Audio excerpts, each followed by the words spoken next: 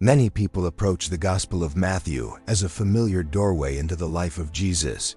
It is the first book of the New Testament, often the first text opened by new believers and longtime followers alike. It contains iconic stories, the virgin birth, the Sermon on the Mount, the Great Commission, stories recited from pulpits and inscribed in stained glass. But familiarity can be deceiving.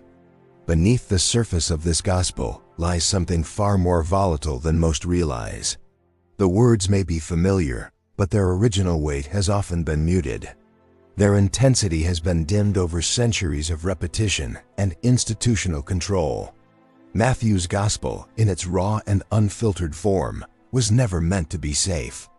What was so threatening about this account that over time, parts of its power were quietly managed or softened? What could possibly cause religious leaders, political authorities, and even entire traditions to selectively downplay sections of Scripture they claim to honor? The answer lies in the nature of Jesus himself. Matthew does not present a gentle teacher strolling through meadows with calm aphorisms. He offers a portrait of a Messiah who disrupts, provokes, exposes, and overturns. His teachings do not merely comfort, they convict. His words do not politely coexist with injustice, they confront it. And because of that, his gospel has always been a danger to those invested in preserving control. In the early Christian communities, this gospel was read not as gentle inspiration, but as fuel for survival and transformation. These followers of Christ lived under oppression, watched their teachers imprisoned or executed, and clung to the words of Jesus not as abstract philosophy, but as lifeblood. They did not sanitize his message to fit their world. They allowed his words to reshape their reality. To them, Matthew was not a devotional guide. It was a spiritual manifesto, a guide for living faithfully under systems determined to silence them. Every parable, every confrontation, every word spoken by Jesus was received as a spark in the darkness. Throughout history, however, the raw force of Matthew's gospel began to be tamed. The more the church gained cultural influence, the more it was tempted to present Jesus as agreeable to the structures it now helped support. The parts of the gospel that challenged the rich, unsettled the powerful, or criticized the religious elite were often reframed or downplayed. The language of radical love was kept, but its political bite was dulled. The scathing denunciations of hypocrisy remained, but were often aimed at past opponents rather than present realities. Slowly, a version of Jesus emerged that could be honored in stained glass, but not followed into the streets. And yet, Matthew's gospel resists censorship. Its core refuses to be domesticated. Jesus, as Matthew presents him, will not remain confined to devotional calendars and doctrinal statements. He will still flip tables. He will still speak in parables that sting and unsettle. He will still confront those who claim spiritual authority but wield it without compassion. The question is whether we are willing to hear him, not as tradition has made him, but as he truly spoke. Because if we do, we may discover that the words we thought we understood were far more dangerous and far more liberating than we ever imagined. This gospel is not an invitation to passive faith. It is a challenge to courage. It invites the reader to ask what has been lost, what has been silenced, and what must be reclaimed. It does not offer Jesus as a figure to admire from a distance, but as a voice that cuts through the noise of empires, ideologies, and religious performance. To read Matthew as it was intended is to risk discomfort, but it is also to encounter truth that sets free, not a safe truth, not a comfortable one, but a truth that changes everything. At the heart of Matthew's gospel lies a figure who does not emerge from a vacuum, nor from the abstract ideals of philosophy or distant myth. He steps forward from the soil of Jewish history, carrying the weight of prophetic tradition, covenantal promise, and divine expectation. Jesus, as portrayed by Matthew, is not an outsider to the story of Israel. He is its culmination. Every word he speaks, every confrontation he provokes, and every act of defiance he embodies flows from his deep rootedness in the prophetic soul of the Hebrew Scriptures. To understand his fire, one must trace the sparks that came before him. From the opening lines of Matthew, the intent is unmistakable. The genealogy is not a mere historical exercise, it is a declaration. This Jesus of Nazareth stands in the line of Abraham and David, not just by blood, but by destiny. In placing Jesus within this lineage, Matthew is making a claim that would have carried both hope and hostility. Hope, because it signaled the arrival of the long-awaited Anointed One. Hostility, because that Anointed One did not come to validate the status quo, but to confront it. The roots of this Messiah dig deep into a tradition where prophets did not flatter kings, they rebuked them. Where justice was not a suggestion, it was the divine demand. Consider how often Matthew presents Jesus as quoting, invoking, and living out the very spirit of Isaiah, Jeremiah, Micah, and others who cried out in the wilderness of their own generations. Like them, Jesus does not seek approval from the powerful. He speaks with the voice of one who has seen the rot beneath the rituals and will not be silent. He walks into synagogues not simply to teach but to expose. He enters temples not to admire architecture, but to overturn altars of greed. This is no gentle reformer polishing the edges of tradition. He is a prophet in the fullest sense, a voice that refuses to be silenced. What made this so dangerous was not merely what he taught, but to whom he spoke it. In confronting the Pharisees, the scribes, and the temple authorities, Jesus was not targeting the morally weak or the spiritually lost. He was addressing those who believed they had already arrived. These were men who upheld the law, studied the scriptures, and led the people. Yet in them, Jesus saw the same spirit that once filled the halls of corrupt kings and false prophets. It was a spirit of control masked as devotion, authority cloaked in piety, and self-righteousness masquerading as holiness. Matthew's account does not soften these clashes. When Jesus calls the Pharisees a brood of vipers, he is echoing the language of John the Baptist, another prophetic voice who saw through the religious theater of his time. When he speaks of them as whitewashed tombs, beautiful on the outside, but filled with death within, he is not offering critique, he is sounding an alarm. These are not moments of theological disagreement, they are spiritual indictments. Jesus is not debating, he is declaring war on hypocrisy.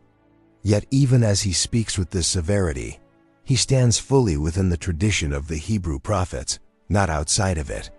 Like Amos, who thundered that God despised the festivals and offerings of a corrupt nation, or like Hosea, who called Israel to mercy and not sacrifice, Jesus embodies the same divine ache for righteousness. He weeps over Jerusalem not as a conqueror, but as a prophet who knows the cost of rejection. He does not celebrate his confrontations, he mourns them, because the fire in his voice is not born of hatred, but of grief. It is the grief of a Messiah who sees what was meant to be and what it has become. To understand how revolutionary this was, one must consider the context in which Jesus moved. The land of Judea was under Roman rule, its temple system entwined with politics, and its religious leaders caught in a tension between spiritual leadership and survival under occupation. In this setting, Jesus' boldness was not only spiritual, it was politically charged. To publicly question religious authority was to disturb a fragile balance that Rome watched closely. Yet Jesus does so again and again. He refuses to be managed. He cannot be bought. He will not cooperate with a system that poisons the souls of the people it claims to serve. In Matthew, Jesus' identity as Messiah is not defined by miracles alone, though they are present, nor is it established solely by his lineage, though it is undeniable. It is cemented by his voice, a voice that thunders like the prophets, that reveals hidden corruption, and that calls the people not just to belief, but to transformation. He does not simply announce the kingdom of heaven. He embodies its arrival in every word that slices through the illusions of religious performance. This radical edge is why Matthew's gospel could never be safely absorbed by institutional power without losing something essential. A Messiah like this cannot be domesticated. His mission is not to tweak tradition, but to fulfill it by exposing its heart. And in doing so, he draws a line that many dare not cross. Because to follow a Messiah like this means abandoning comfort, status, and sometimes even community. It means seeing with new eyes and acting with new courage. The roots of Jesus' ministry, then, are not just ancient, they are burning. They draw from the same fire that moved Moses to stand before Pharaoh, the same spirit that led Elijah to confront Baal's prophets, and the same truth that drove Isaiah to cry out in the streets. In Matthew's telling, Jesus does not merely inherit this fire, he becomes its fullest expression. And that is what made him so very dangerous. To read the Gospel of Matthew with open eyes is to encounter a paradox so bold that it nearly escapes notice. A wandering teacher from a backwater town, armed with neither soldiers nor silver, speaking of a kingdom that would topple empires. In a world carved up by Rome's iron fists and Herod's shadowy allegiances, Jesus' constant refrain, "The kingdom of heaven is at hand," was not a vague spiritual metaphor. It was a direct, public affront to the powers that be. Matthew does not frame this kingdom as something safely tucked away in the afterlife. He reveals it as a present reality pressing in upon the world, challenging every throne, policy, and empire that dares to call itself supreme. From the outset, Jesus' words about this kingdom are not whispered in corners. They are proclaimed on hillsides, in crowded synagogues, even in the presence of those who would later call for his death. This kingdom, unlike any other, is not advanced by force, yet it invades hearts and territories alike. It has no palaces, but it claims dominion. It writes no legislation, yet it rewrites the nature of justice. Rome, with all its legions and law, built its strength on fear, conquest, and spectacle. But this kingdom moves through mercy, through meekness, through the unsettling force of truth that refuses to bow to corruption. The very language Jesus uses filled with risk. The term kingdom was not neutral. In Roman-occupied Judea, to speak of any kingdom other than Caesar's was to invite suspicion and eventually retaliation.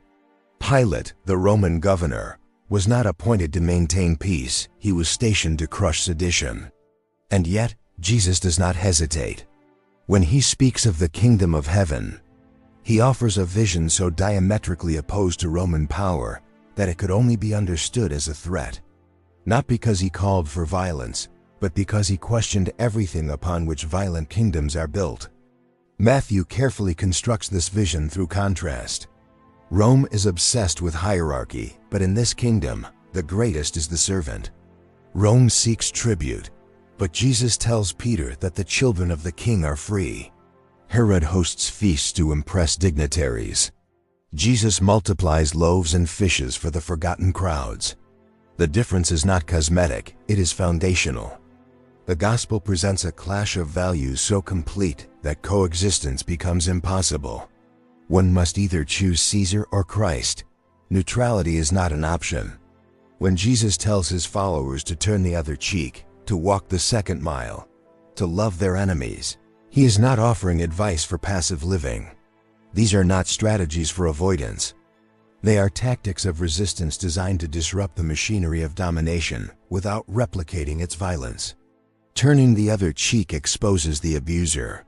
Walking an extra mile highlights the absurdity of Roman laws. Loving enemies forces a confrontation with the hatred that sustains empires. In this way, Matthew shows that Jesus does not ignore the politics of power. He transforms them from the inside out. It is no accident that the birth of this king in Matthew is met not with celebration from the rulers of the land, but with fear and bloodshed. Herod, upon hearing of the Christ child, responds not with worship, but with a massacre.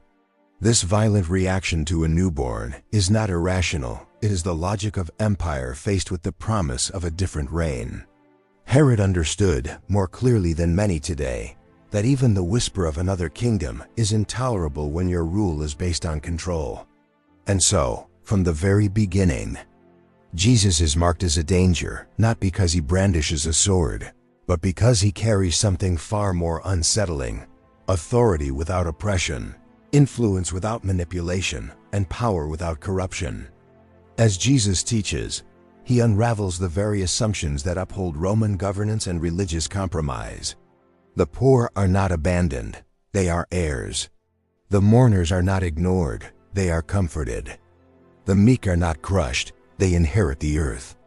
This reversal is not poetic flourish, it is a manifesto. Every time he opens his mouth, he draws another line in the sand, another border around his kingdom that defies the old maps. Even his miracles are political, healing the sick, feeding the hungry, restoring sight and mobility. These are not just signs of compassion, though they are deeply compassionate. They are declarations that the systems which exploit human frailty for profit and control have no place in the kingdom of heaven. Each healing is a rebuke to the economy of suffering. Each act of restoration is an announcement. The king is here and his rule has begun. Rome's empire rested on a myth of invincibility. It declared that peace could only come through conquest and order through submission. But Jesus challenges this from every angle. He says that real peace is born of purity in heart, not imperial decree. He claims that those who hunger and thirst for righteousness will be filled, not by Caesar's bread, but by the justice of heaven. Matthew presents a Christ who steps into a landscape ruled by force and introduces a kingdom that refuses to mirror its methods. This is why Jesus cannot be easily co-opted into any political system. He neither withdraws into spiritual isolation nor offers to baptize the status quo. He brings something entirely new. And while it threatens the obvious tyrants, it also unsettles those who benefit from subtle forms of dominance. The priest who prefers silence over truth, the merchant who profits from unequal scales, the citizen who watches injustice and calls it balance. The kingdom of heaven has no patience for these illusions. It dismantles them with mercy and lifts the lowly with grace. In the Gospel of Matthew, Jesus does not ask for permission to declare this kingdom. He simply proclaims it. And that alone is revolutionary, because it means that no empire, no matter how vast or ancient, holds final authority. The ultimate power belongs to a kingdom that cannot be bribed, cannot be flattered, and cannot be stopped. It is easy to imagine that teachings about love, forgiveness, and service belong in quiet places, in sanctuaries, in whispered prayers, in moments of personal reflection. But when Jesus spoke these words in the Gospel of Matthew, he did not deliver them into a vacuum. He proclaimed them within a system that rewarded domination, that honored strength, that saw mercy as weakness and vengeance as justice. Love in such a context was not just countercultural, it was subversive. And when Jesus called his followers to love not only their neighbors, but also their enemies, he was not offering advice for inner peace. He was lighting a fuse. Matthew's portrayal of this love is neither ornamental nor abstract. It has weight. It has teeth. It demands not just sentiment, but sacrifice.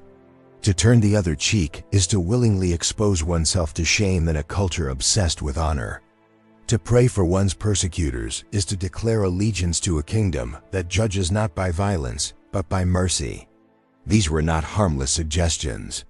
They were declarations of war against pride, against retribution, against every system that thrived on fear.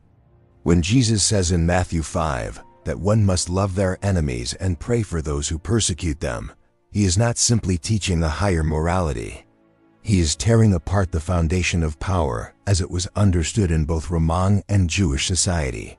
The Roman Empire maintained order through intimidation and terror. The religious elite maintained their control through exclusion and ritual purity. But here comes a carpenter's son, saying that real power is shown not in how many enemies one can crush, but in how deeply one can love those who wish them harm. In that moment, love becomes more than a virtue. It becomes a weapon sharp enough to cut through the machinery of oppression.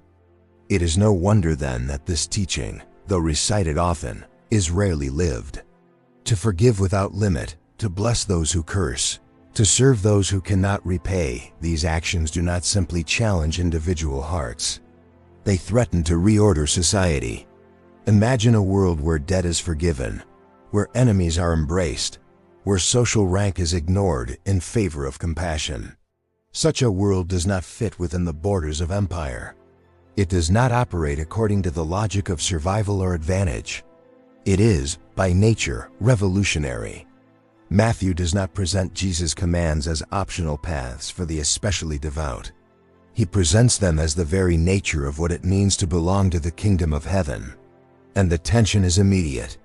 Because while these words offer life, they also dismantle the ways of death that so many have built their lives upon.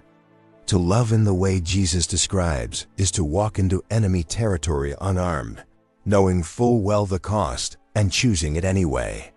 This is what makes the Sermon on the Mount not a peaceful reflection, but a manifesto. It calls not for emotional detachment, but for radical engagement with a broken world. Love in this vision is not about comfort. It is about collision. It stands toe-to-toe with systems that exploit the weak, and it does not flinch. It exposes injustice not by matching its cruelty, but by refusing to imitate it. And in that refusal lies its strength. Even the act of serving the least, something often romanticized, was in Matthew's context a direct challenge to cultural norms. Ancient society was rigidly stratified. Serving those below one's station was shameful, a surrender of dignity. But Jesus flips that structure entirely.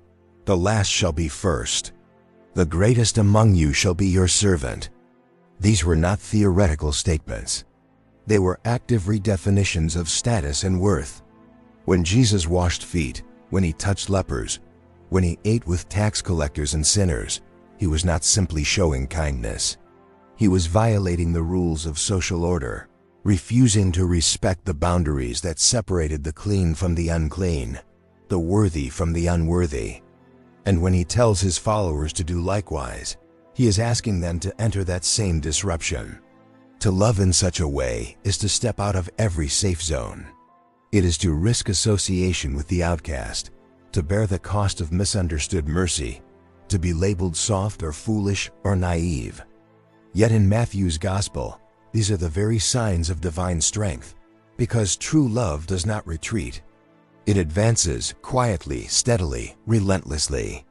It is the unseen force that topples thrones without drawing a sword. This is why such love remains explosive even today. It cannot be managed. It cannot be monetized. It cannot be recruited for the agendas of kings or corporations. It flows from a deeper allegiance, one that binds the soul not to success or survival, but to the image of God in every human face. And that makes it dangerous, because when love takes this form, it becomes ungovernable. It will walk into prisons, into slums, into courts and palaces, and whisper the same truth, that no one is beyond grace, and no power is beyond judgment. In the world of Matthew, to love is to rebel, not by burning cities, but by restoring them, not by raising fists, but by opening hands, and not by winning battles, but by giving all, even life itself, for the sake of another. That kind of love has always been feared, because it cannot be controlled. One does not need to search long in the Gospel of Matthew to uncover a conflict that burns hotter than any theological debate or political challenge. The fierce, unrelenting clash between Jesus and the religious elite. It is not subtle. It is not abstract. It is a war, one waged with words sharper than any sword, and with clarity that leaves no room for evasion. This is not the quiet Jesus of stained glass, gently speaking in parables. This is the voice of confrontation, of divine indictment aimed directly at those who had taken the sacred and made it a stage. The Pharisees, the scribes, the temple authorities, they were not merely misguided. According to Jesus in Matthew, they were blind guides, whitewashed tombs, children of hell, and serpents. These were not metaphors for dialogue. These were the front lines of a spiritual battle. The 7th chapter of Matthew begins to build this tension, but it is in chapter 23 that the fire erupts in full. Here, Jesus speaks to the crowd and to his disciples, but the words are aimed with unerring precision at the religious establishment. He does not question their education, their traditions, or even their zeal. What he condemns is far more damning. He accuses them of hypocrisy. They preach but do not practice. They burden others with heavy loads while refusing to lift a finger themselves. They perform their righteousness for applause, love the seats of honor, and expand their garments to be seen. Their religion is not devotion. It is theater. And this is precisely why the confrontation is so severe. Because it is not sin in the margins that Jesus is attacking. It is sin in the center, cloaked in holiness. These were not outlaws or rebels. They were respected, revered, trusted by the people to guard the sacred. Yet in Matthew's account, Jesus unmasks them, exposing a rot so deep that even their most pious acts become evidence of corruption. They tithe mint and dill with meticulous care, yet neglect the weightier matters of the law, justice, mercy, and faithfulness. They are, he says, like cups polished on the outside, but filled with greed within. The contrast is not incidental. It is intentional, and it is devastating. What makes this more than a theological critique is its public nature. Jesus does not address these concerns behind closed doors. He speaks them aloud in front of the very crowds that held these leaders in esteem. This was a disruption not only of religious narrative, but of social structure. To question the Pharisees was to challenge the entire framework of authority and legitimacy. Yet Jesus does not hesitate, because for him, the truth must be spoken, especially when it has been buried beneath layers of performance and pride. Matthew's gospel does not treat these rebukes as outbursts. They are deliberate, structured, and prophetic. Matthew's gospel does not treat these rebukes as outbursts. They are deliberate, structured, and prophetic. They follow a pattern that recalls the Old Testament's fiercest indictments. Isaiah crying out against empty fasts, Jeremiah weeping over false prophets, Ezekiel denouncing shepherds who feed themselves instead of the flock. In this line, Jesus stands not as a critic from the outside, but as a prophet from within, calling Israel back to its true calling. The difference is that this time, the call is not to reform a broken system. It is to expose and replace it with something entirely new. What was at stake was not doctrine alone, but the soul of faith itself. The religious leaders had transformed devotion into a mechanism for control. They manipulated purity laws to exclude, used scripture to elevate themselves, and replaced compassion with regulation. They stood at the gates of spiritual life, not to welcome, but to withhold. And in doing so, they became obstacles to the very God they claimed to serve. Jesus' words, recorded with such precision by Matthew, serve as a warning not only to them, but to all who would follow after. Hypocrisy is not merely a flaw, it is a threat to the integrity of the entire faith. It takes the language of holiness and twists it into a tool for power. It speaks of God while serving self. It honors the past while crucifying the present. And it always, inevitably, resists the voice of true righteousness when it arrives. This war on hypocrisy, then, is not an isolated skirmish. It is central to Jesus' mission in Matthew. It explains the tension, the rejection, and ultimately the plot to silence him, because no institution built on appearance can withstand the presence of truth. And no system that survives by control can welcome a Messiah who sets people free. Yet even in his harshest words, there's a trace of sorrow. Jesus does not revel in their condemnation. He laments over Jerusalem, the city that kills the prophets and stones those sent to it. He longs to gather its children as a hen gathers her chicks. But they were not willing. That is the tragedy at the heart of Matthew's account, not that these leaders were evil, but that they refused to see. They chose image over intimacy, law over love, performance over repentance. And in doing so, they sealed their own blindness. The gospel does not leave this as ancient history. It speaks forward, warning every generation that claims faith in God. Hypocrisy is not bound by time or culture. It reappears wherever devotion becomes a mask, wherever leadership becomes about prestige rather than service, wherever truth is edited for convenience. And just as in Matthew's day, it still must be challenged, not with violence, but with the uncompromising light of truth. In a world that often measures truth by clarity and persuasion, the parables of Jesus in the Gospel of Matthew stand as paradoxes, stories that reveal by concealing, that illuminate and obscure in the same breath. They are neither decorative illustrations nor moral fables meant to entertain. They function more like spiritual locks, each requiring a certain key of humility and openness to turn. To those willing to see, they disclose the mysteries of the kingdom. To the hardened and proud, they offer only riddles. Jesus does not speak in parables because truth is fragile, but because the human heart is. When the disciples asked why he spoke to the crowds in this way, his answer was startling. He said that the secrets of the kingdom had been given to them, but not to others. Whoever had ears to hear would receive more, but those who refused would lose even what little they thought they had. This is not favoritism, it is filtration. Jesus was not interested in broadcasting holy things into ears that had already decided not to listen. Instead, he crafted stories that forced the listener to lean in, to wrestle, to wonder. Only those truly seeking would find. Matthew's Gospel presents these parables not as vague reflections, but as tools of discernment. They sift the crowd. Everyone hears the same words, but not everyone hears the same message. One person walks away confused, another transformed.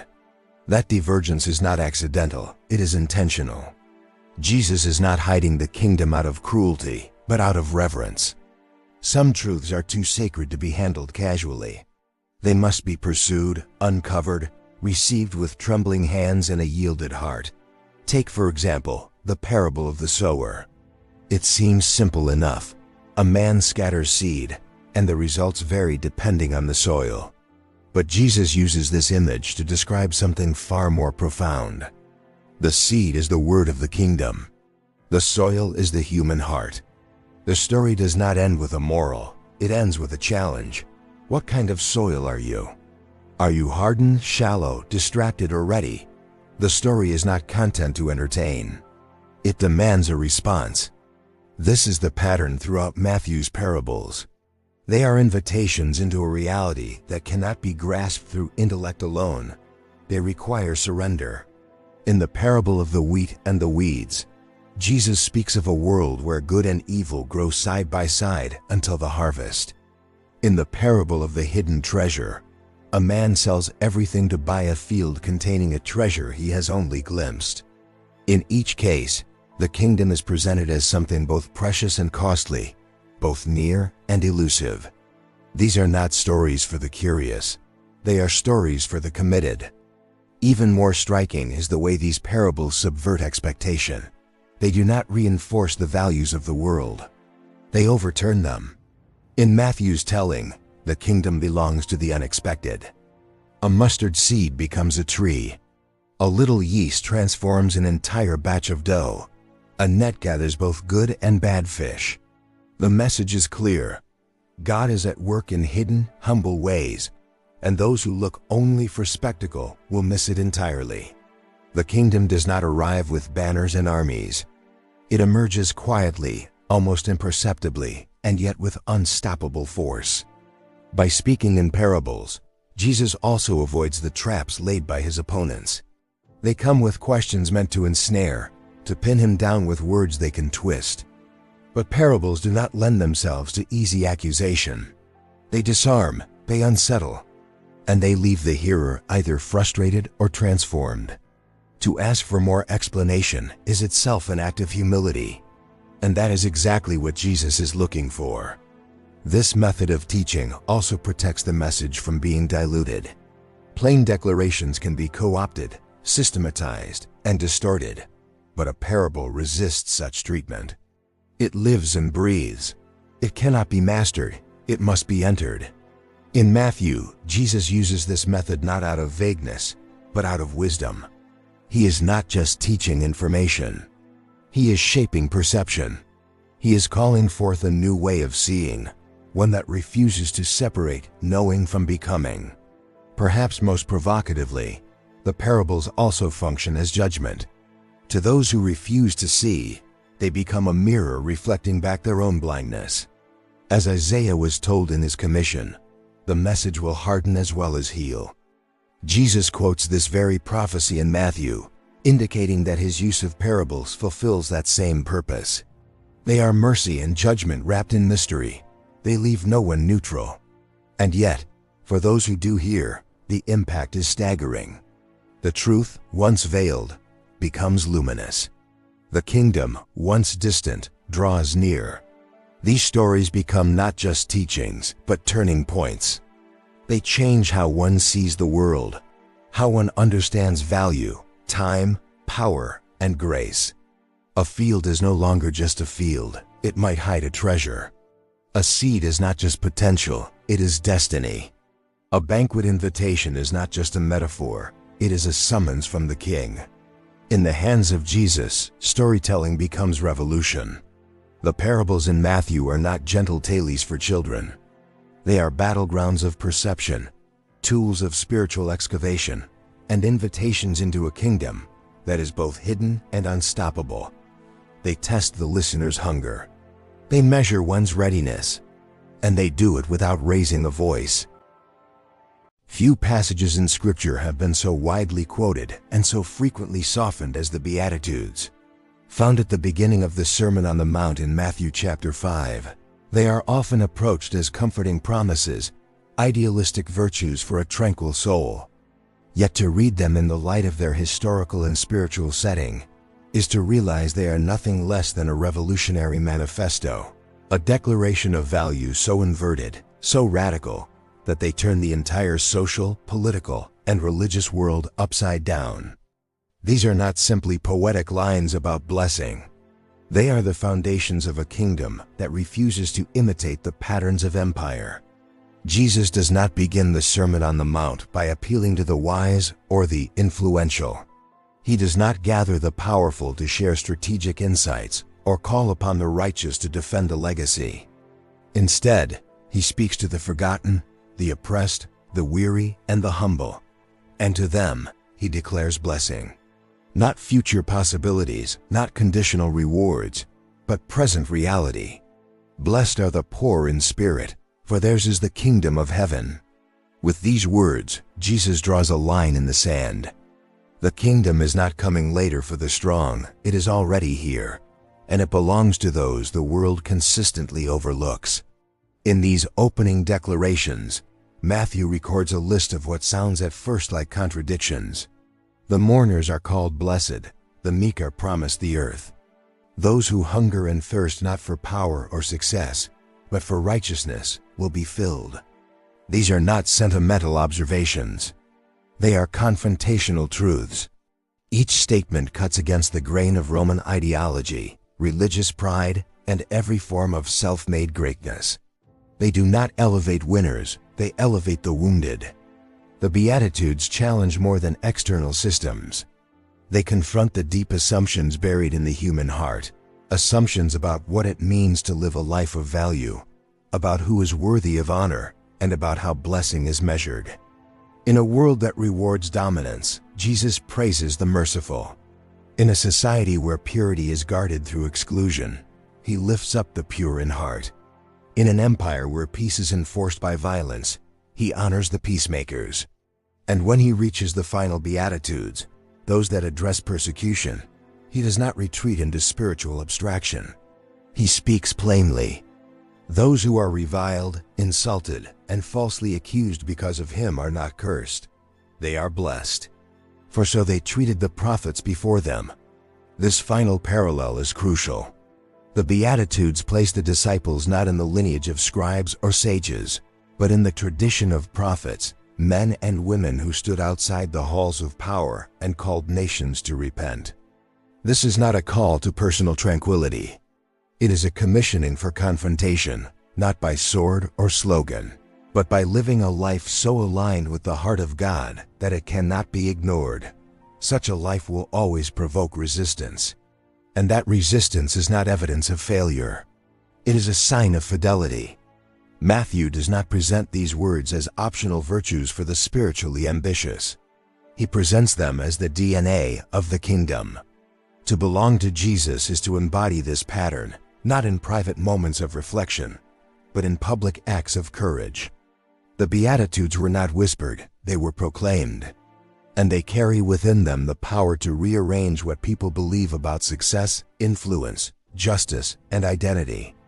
Even the structure of the Beatitudes is subversive. Each begins with blessing and ends with either a reversal of status or a promise of divine fulfillment. They strip away worldly illusions and replace them with promises that cannot be measured by earthly standards. The poor in spirit do not appear blessed by any visible metric. Neither do the meek, the mourning, or the persecuted.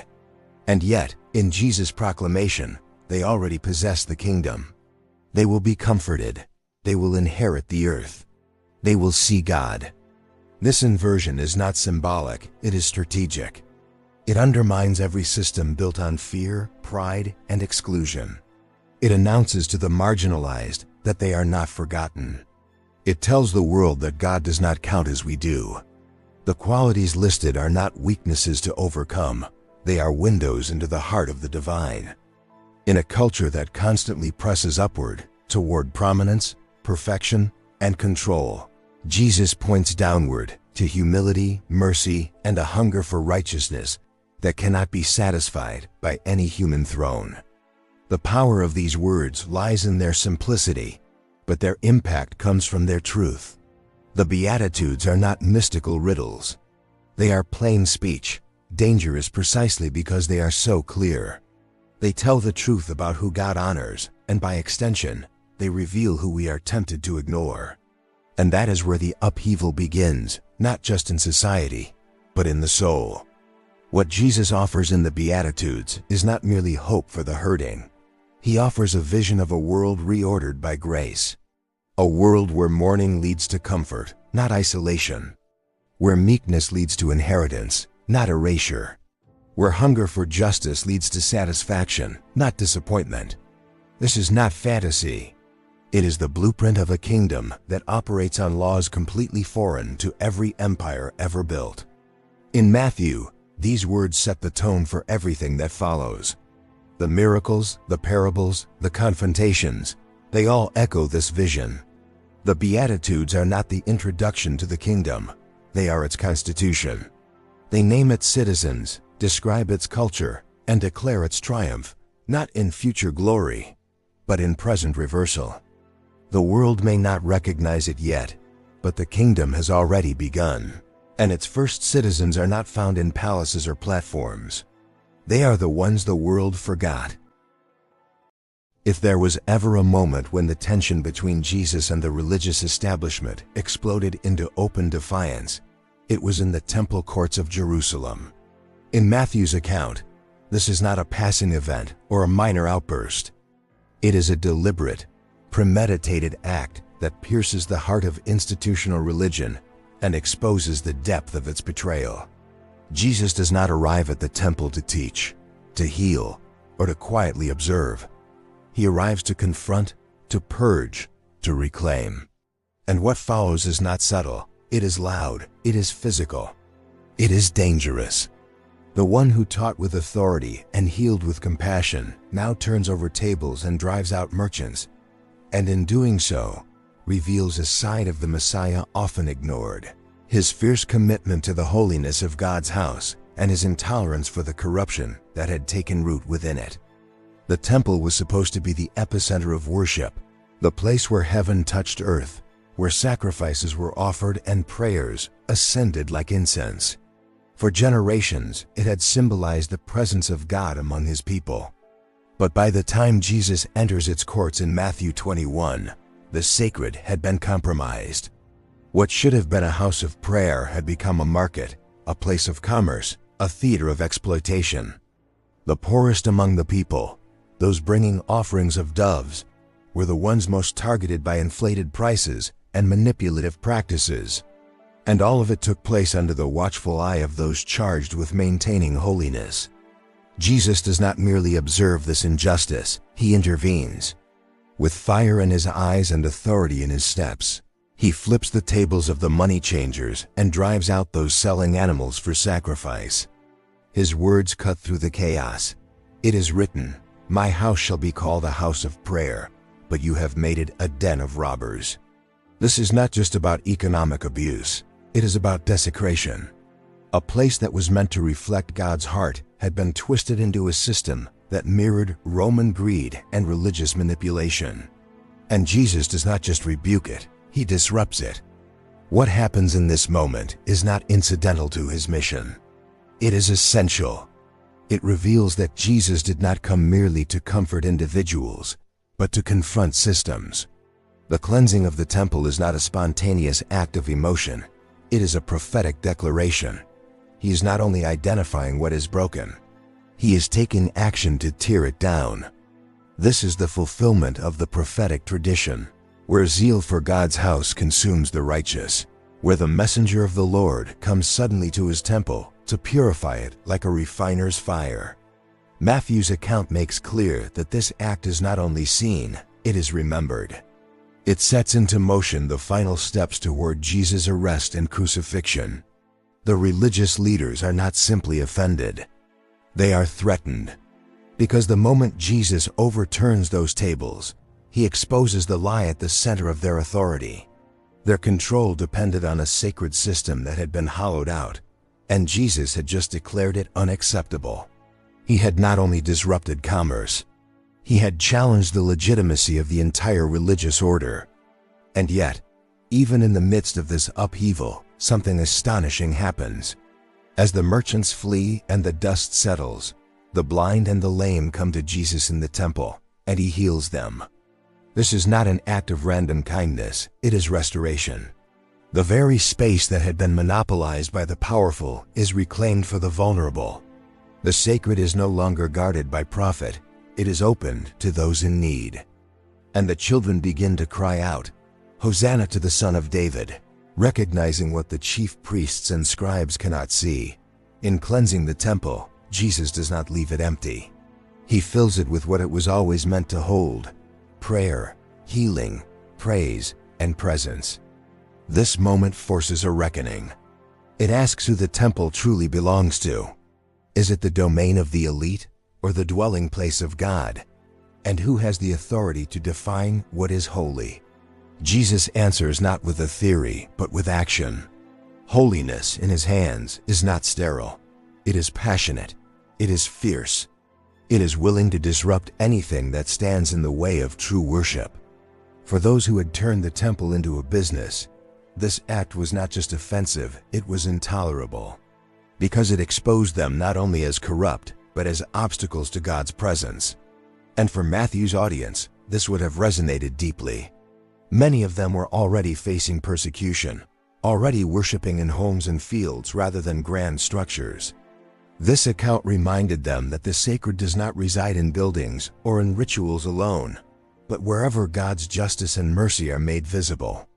The Jesus who flipped tables is not a contradiction to the Jesus who blesses the meek or heals the sick. He is the same Lord, revealing the fullness of divine passion for purity, for truth, and for the people God loves. This side of Jesus cannot be tamed or spiritualized away.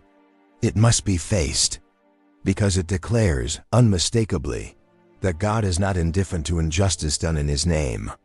And when the sacred is sold, he does not negotiate, he intervenes. To speak of miracles is often to enter the realm of awe, of divine generosity breaking into human limitation. But in the Gospel of Matthew, the miracles of Jesus are not only displays of compassion, they are instruments of confrontation, strategic disruptions that overturn expectations and provoke fear in those who had grown comfortable controlling the narrative of God's power.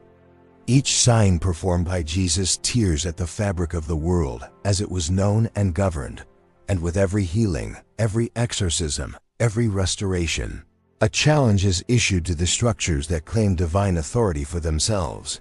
When Jesus heals a leper, he does more than cleanse a man from disease.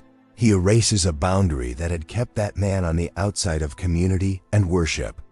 When he opens the eyes of the blind, he unmasks not only physical darkness, but the spiritual blindness of those who refused to see him for who he was.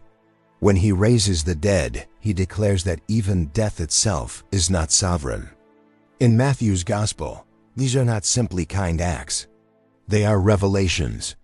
And with each one, the hierarchy of holiness maintained by priests, scribes, and lawmakers begins to tremble. The miracles, especially when performed on the Sabbath or in defiance of purity codes, carry a provocative edge. They do not happen in quiet corners, but in public spaces, where their impact is immediate and undeniable. The man with the withered hand healed in the synagogue on the Sabbath sparks outrage, not because the healing itself is offensive, but because it undermines the control of those who had defined righteousness by rule-keeping.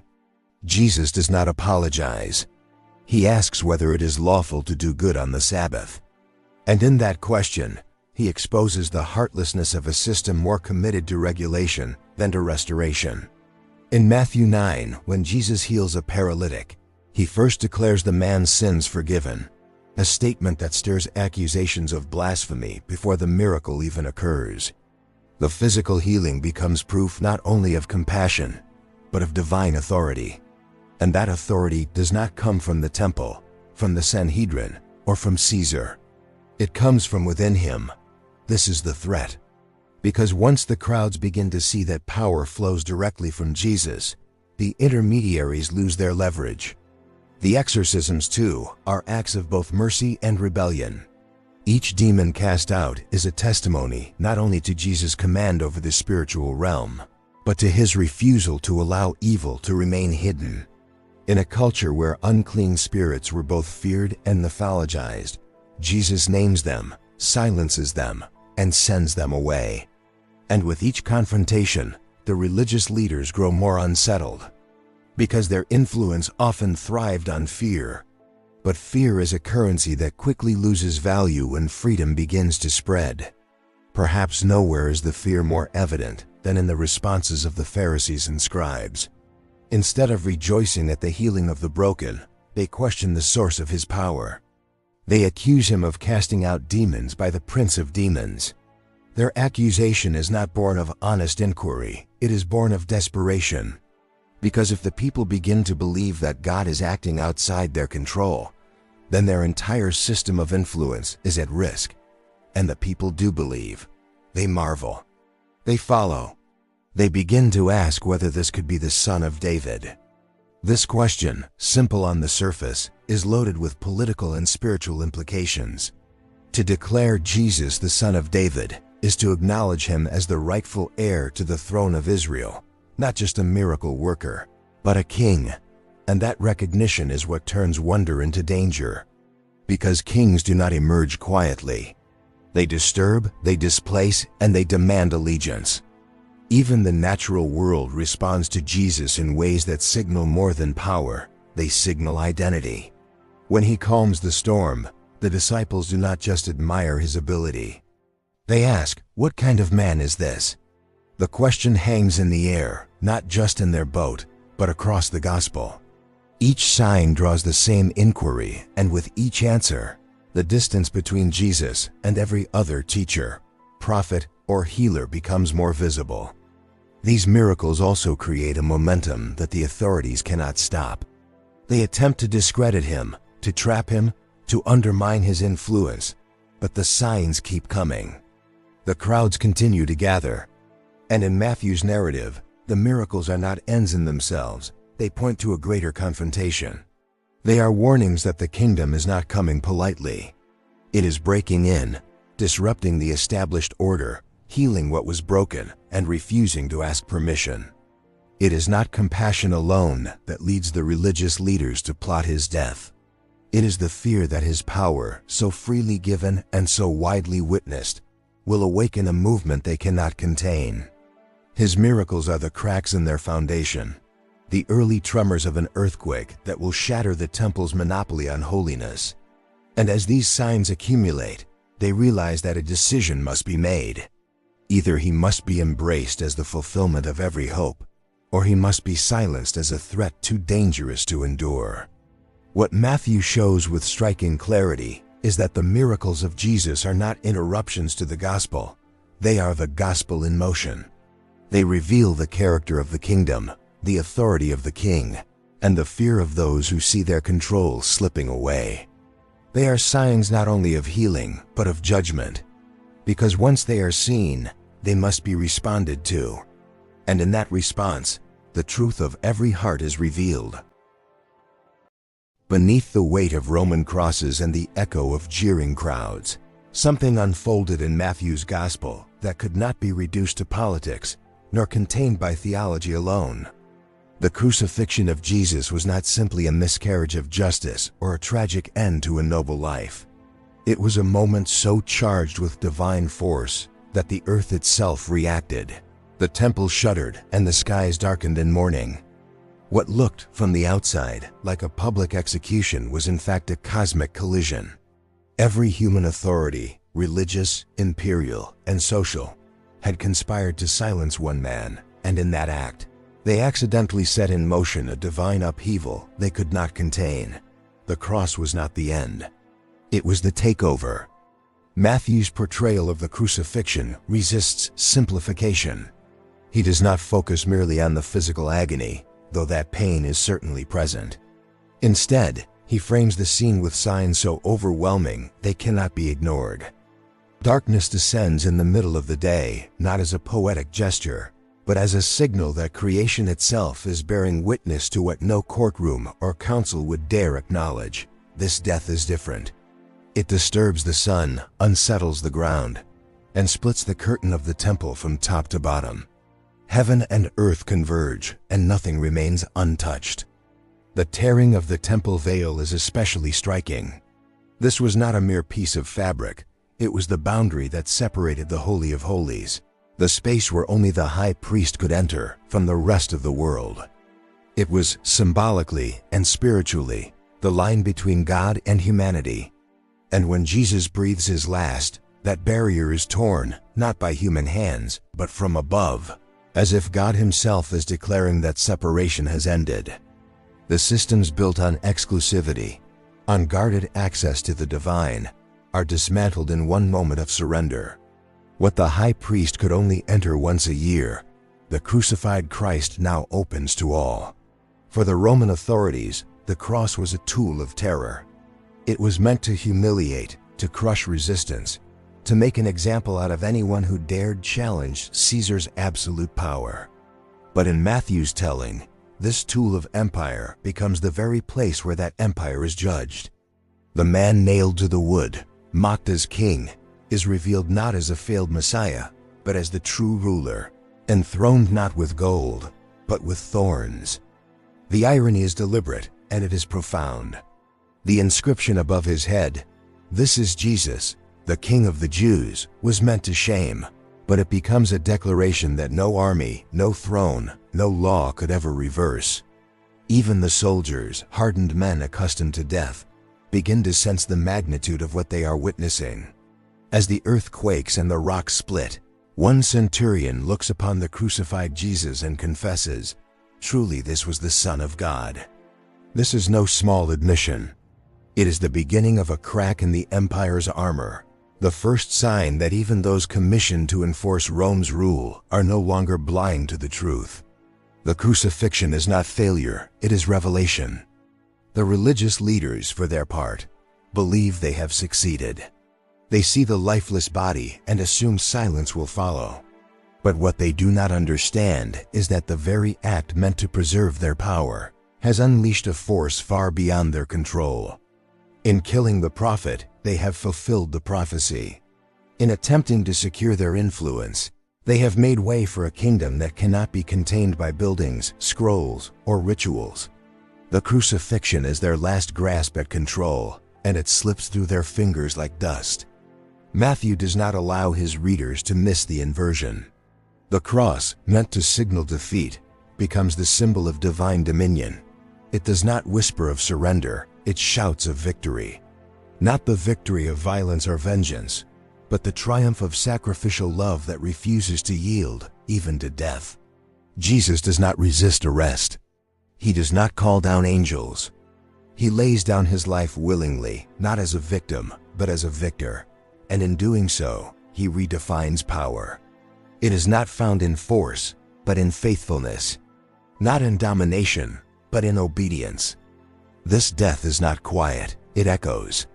It shakes foundations, literal and spiritual. The tombs break open. The dead rise. This is not symbolic flourish. It is Matthew's way of saying that resurrection power did not wait for Sunday. It began in the moment of surrender. Even before the stone is rolled away, the world begins to respond. Death, that final enforcer of earthly authority, begins to unravel at the edges. What emerges from the cross, then, is not just a new theology, but a new reality. A kingdom inaugurated not by coronation, but by crucifixion. A throne established not by conquest, but by the blood of the Lamb. And those who had thought themselves victorious, those who wagged their heads and said, "He saved others, but he cannot save himself," now stand on shifting ground. Because he did not fail to save himself, he chose not to. And in that choice, he saved the world. It should have ended with the burial. That is what the authorities believed, what the religious elite hoped, and what the empire counted on. Once the stone was sealed, once the tomb was guarded, the narrative appeared complete. Death had done its work, and silence would do the rest. Yet in Matthew's telling, the silence is short-lived, and the finality they counted on is shattered with the dawn. The resurrection does not arrive gently. It bursts into history with the force of an earthquake, with angels descending and soldiers trembling. This is not the subtle emergence of a whispered hope. It is a public rupture of reality. And from the moment the stone rolls away, nothing is safe, not even the truth. Matthew's gospel captures the raw tension of this moment with unflinching detail. The women, faithful, fearless, arrive not to find peace, but power. The earth quakes beneath their feet, and an angel, shining like lightning, descends to roll back the stone. The guards, trained for violence, collapse in terror. The ones meant to keep death in its place are paralyzed by the revelation that death has already lost its grip. What was meant to be the quiet containment of a corpse becomes the stage for divine defiance. This resurrection is not subtle. It is cosmic rebellion. But what follows is just as revealing as the resurrection itself. Rather than acknowledge the miracle, the chief priests and elders do what those in power so often do when truth becomes dangerous. They manufacture a lie. They bribe the guards, invent a story, and spread it with urgency. This moment in Matthew unveils the desperation of those who had claimed to speak for God while crucifying his Son. They are not merely mistaken, they are exposed.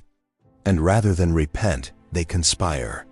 The resurrection becomes a threat, not because it defies nature, but because it undermines their authority. If Jesus has risen, then everything they built to contain God has failed. The soldiers, representatives of Rome's might, become reluctant witnesses to a power they cannot explain or control. Their silence is purchased, but their fear lingers. And the message is clear. The empire may kill, but it cannot keep dead what heaven has decided to raise. This is why the resurrection, far from being a comforting tale for the faithful, is portrayed by Matthew as a political event. It is a disruption of dominion, a blow to every institution that claims the final word. If death, the ultimate weapon of tyranny, has been conquered, then every throne that relies on it begins to crack. The fear that spreads among the authorities is not irrational, it is deeply rational. Because the resurrection of Jesus does not only confirm his divinity, it declares their illegitimacy. Every judgment passed, every law manipulated, every decree enforced against him now stands reversed. Their credibility, their influence, their very sense of order has been overturned by an empty tomb. And worse, the story is not staying buried. It is being told, first by women, then by disciples, then by crowds that cannot be silenced, even under threat. The appearance of Jesus to the women is more than a personal reassurance, it is a commissioning. "Go and tell my brothers," he says, sending them not just with news, but with purpose. Matthew makes it clear that this is not a private faith. It is a public message with public consequences. Jesus does not hide in the shadows post-resurrection. He meets his followers with clarity, with power, with instructions that cannot be ignored. This moment redefines witness.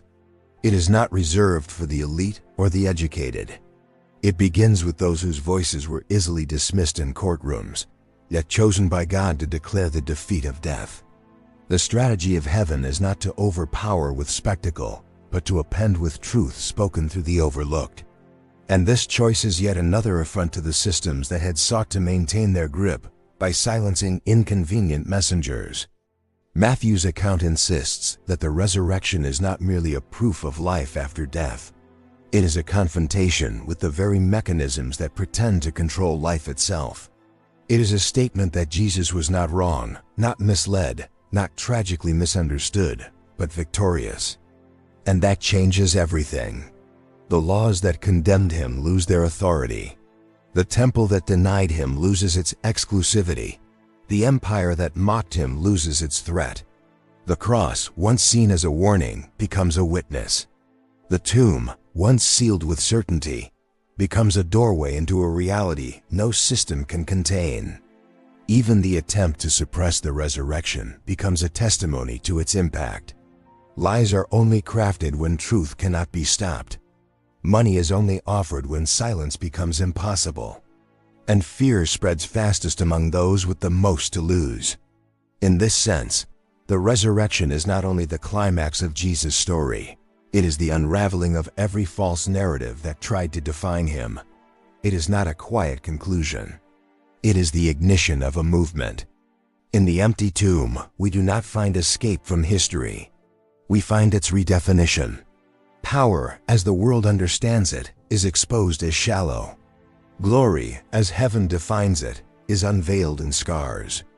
And life, far from being the brief space between birth and death, is revealed as something indestructible. The resurrection is not a soft word for the grieving. It is a declaration of war against the forces that use fear to dominate. And it speaks with a voice those forces cannot drown out. As Matthew's gospel moves toward its final crescendo, it does not fade into gentle parting words or sentimental closure. It builds, it confronts, and in the final scene atop a mountain in Galilee, what begins as a gathering of fragile, uncertain disciples becomes the launch point of a mission that will ripple through centuries, continents, and civilizations. Jesus does not send them away with comfort, he sends them with command. The Great Commission, as it has come to be called, is not a ceremonial goodbye.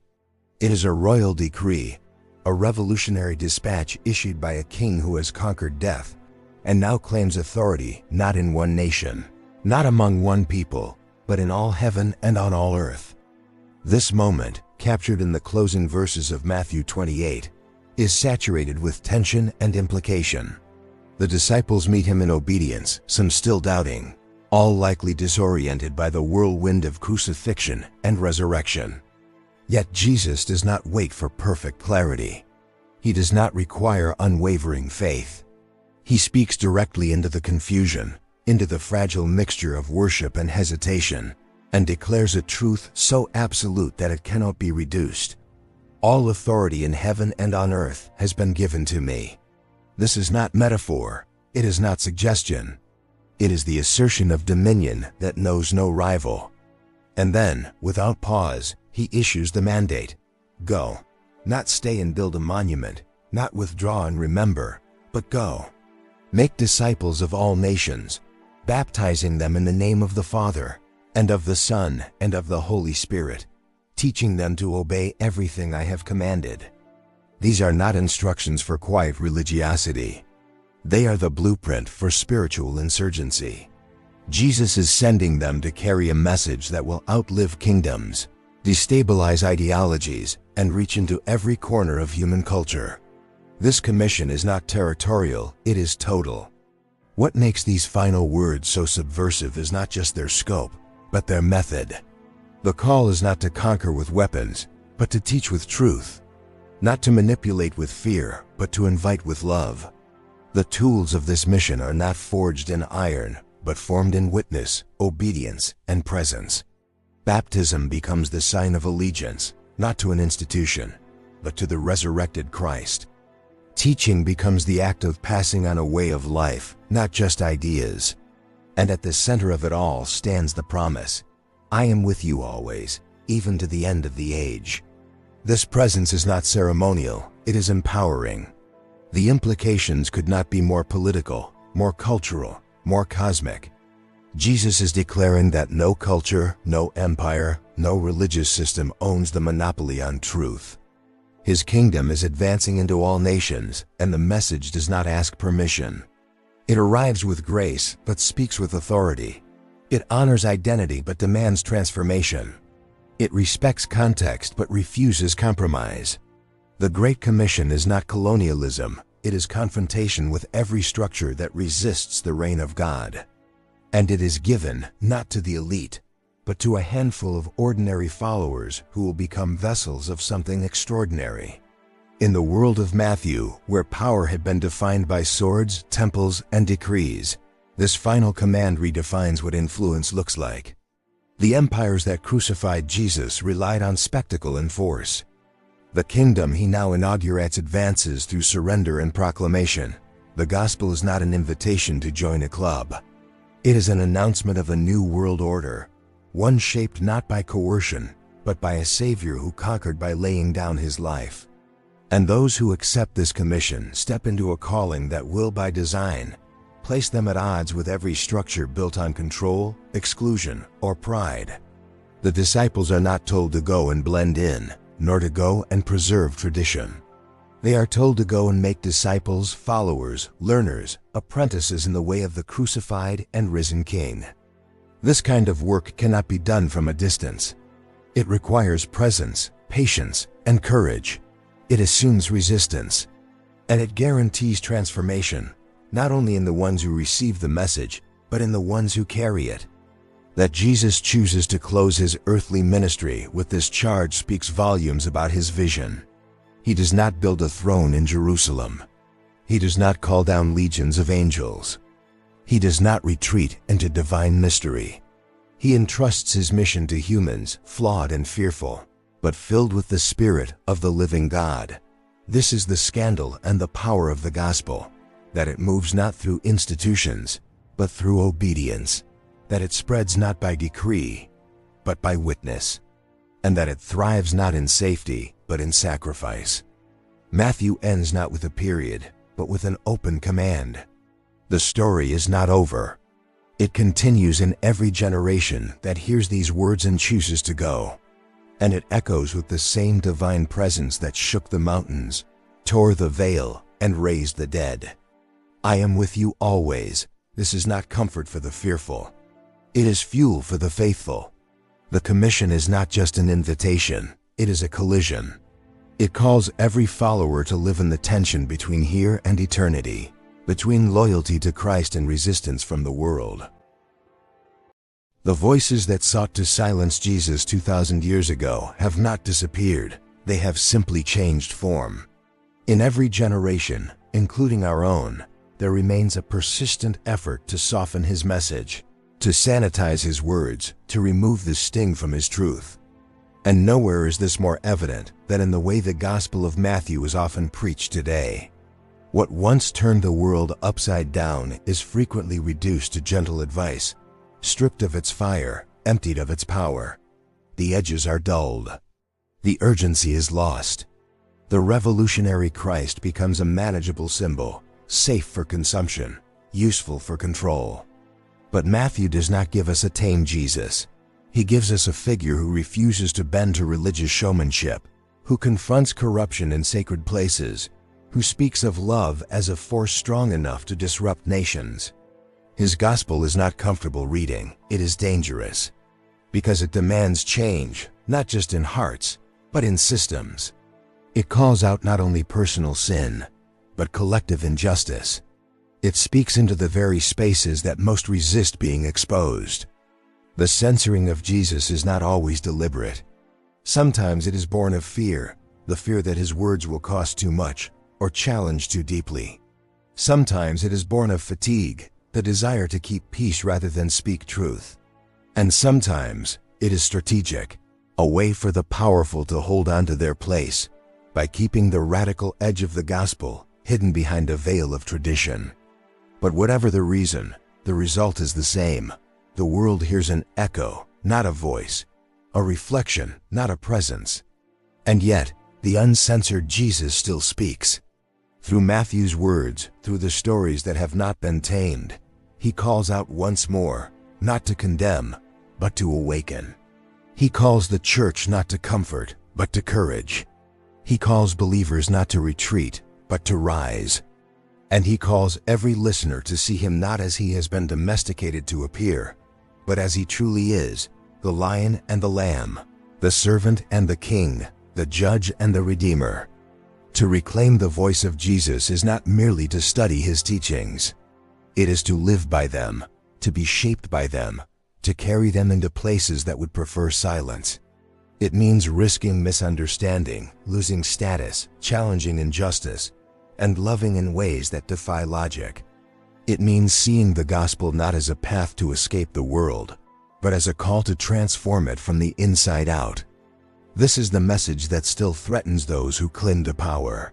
This is the truth that still gets censored, because it cannot be contained.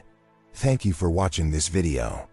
If this message spoke to you, please consider subscribing to the channel so you don't miss future content. Like the video to help it reach more people. Leave a comment to share your thoughts, and most importantly, share this message with someone you care about. Together, we can help reclaim the voice of Jesus, bold, unfiltered, and alive.